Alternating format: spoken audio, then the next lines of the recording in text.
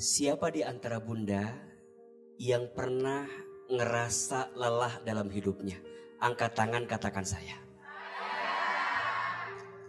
Kelihatan dari wajahnya.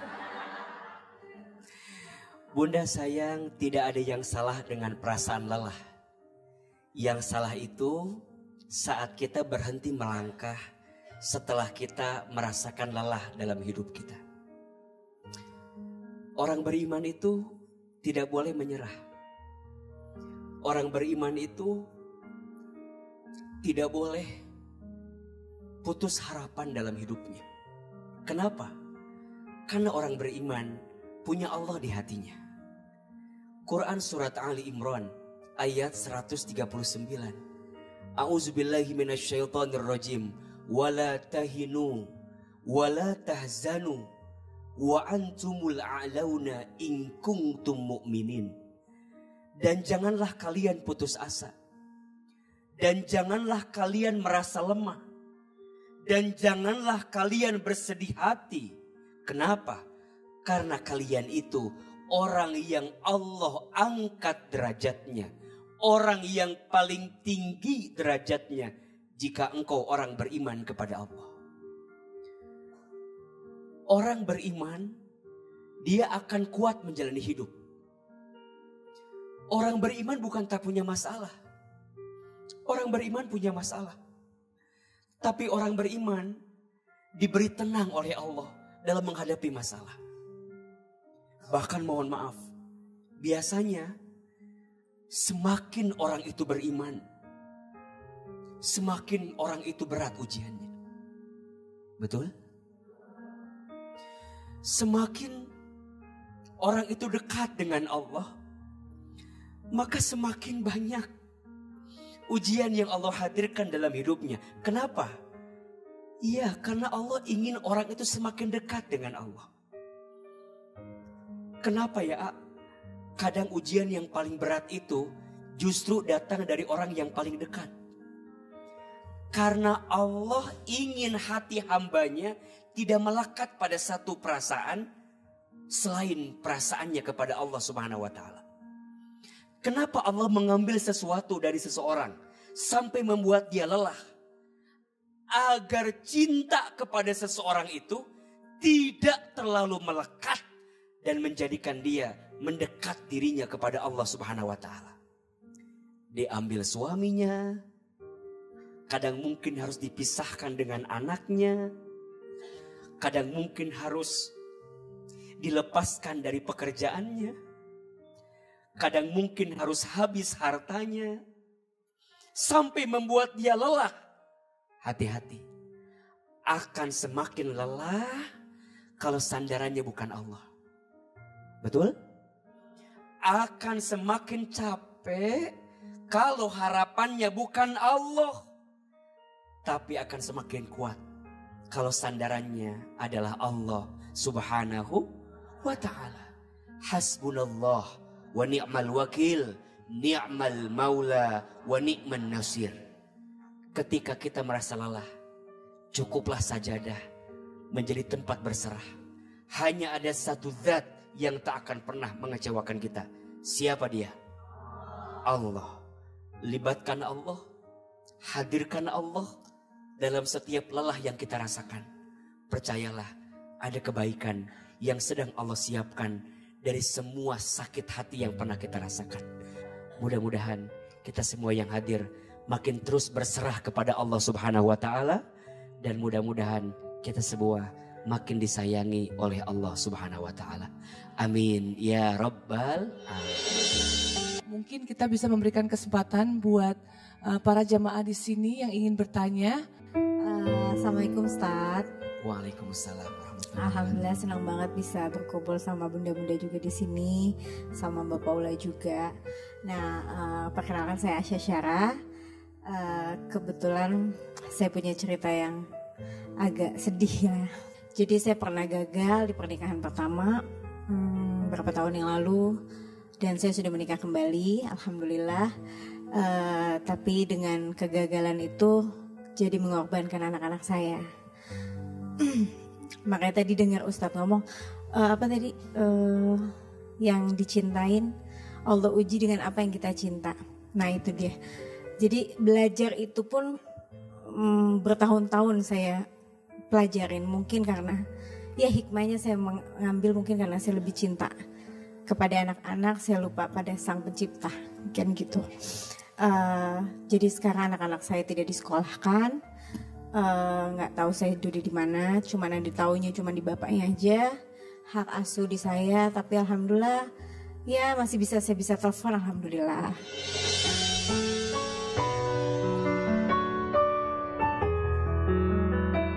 Dibilang sedih ya sedih, hancur mah hancur, cuman ya mau gimana lagi ya, kan hidup gitu. Ya kalau sekarang saya udah bisa ketawa, udah bisa ketemu orang, udah bisa itu. Kadang saya cuma dalam hati, cuma nyeri hati lah, kadang-kadang suka anak saya ingat saya nggak ya, gitu aja sih Ustaz.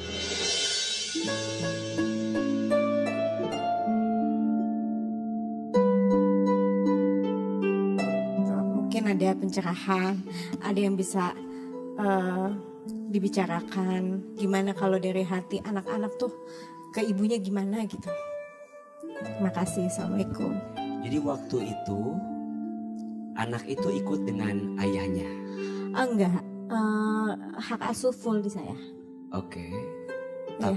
Tapi memang ayahnya pinjem, jadi saya kasih terus ya udah nggak mau balik lagi gitu. Setelah itu ya susah ketemu kayak gitu.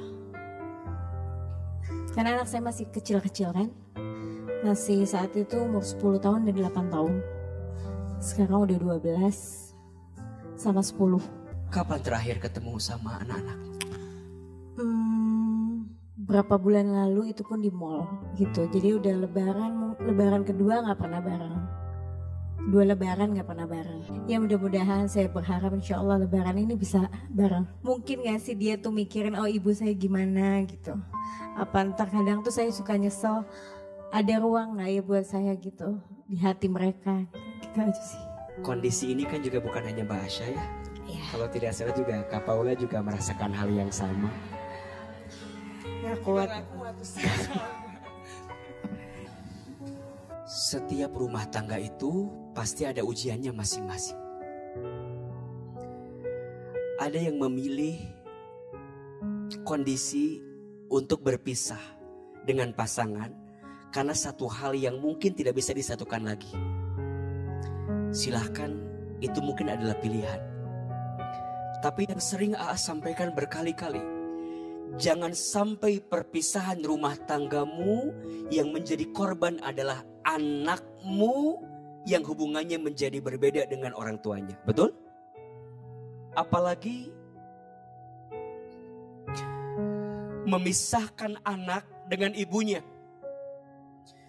Tentu ini kondisi yang sangat berat untuk diungkapkan. Bagaimanapun anak pernah hadir di rahim ibu selama 9 bulan. Pernah dilahirkan, keluar darah, hidup dan mati untuk diperjuangkan. Disusui, dibersamai dalam kebaikan, kemudian harus dipisahkan. Rasanya terlalu zalim keadaan itu untuk memisahkan anak dengan ibunya. Hati ibu yang mana yang tidak mengalami kesedihan ketika harus dipisahkan dari anaknya? Ada 5 air yang ibu keluarkan untuk anaknya yang tak akan bisa digantikan oleh anaknya. 1, air ketuban saat ibu mengandung anaknya. 2, air darah saat ibu melahirkan anaknya. 3, air susu saat ibu menyusui anaknya. 4, air keringat saat ibu merawat membesarkan anaknya. 5, air mata saat ibu menangis mendoakan anaknya. Maka jangan kaget.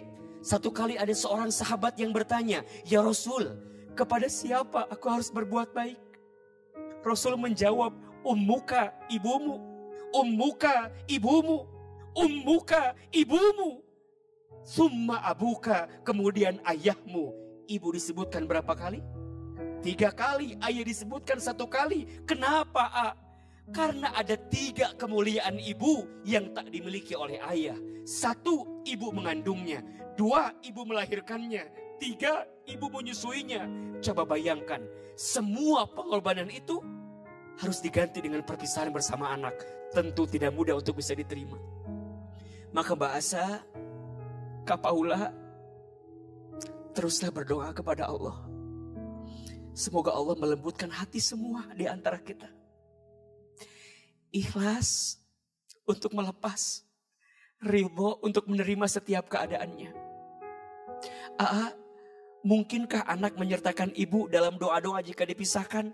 Bukan lagi mungkin, harus. Mohon maaf ya. Doa ibu itu mustajab. Ibu itu berbisik di bumi yang mengaminkan malaikat, yang mengijabah Allah Subhanahu wa taala.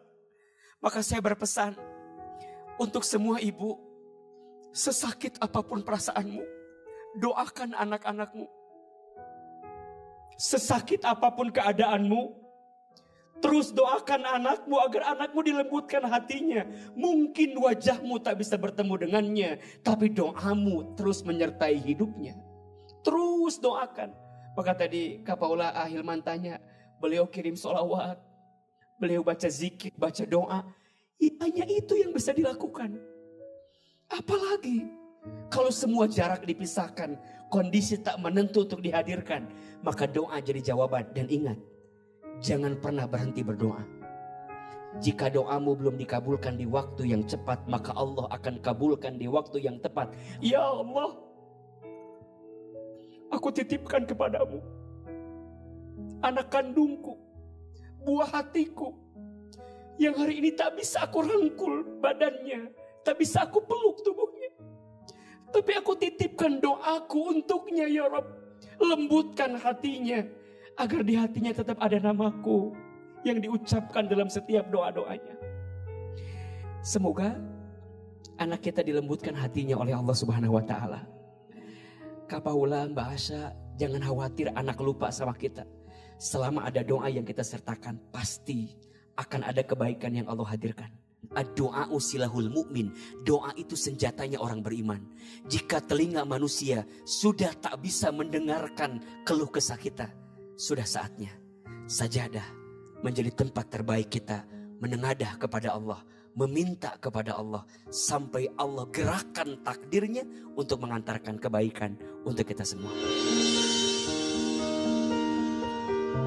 Masya Allah, terima kasih Ustadz buat masukannya. Pastinya ini gak mudah ya buat kita semua ibu-ibu di rumah. Tapi dari sini pun saya juga belajar Ustadz bagaimana melepaskan kemelekatan tersebut Ustadz. Terkadang bukan kita berarti menyerah ya dalam keadaan.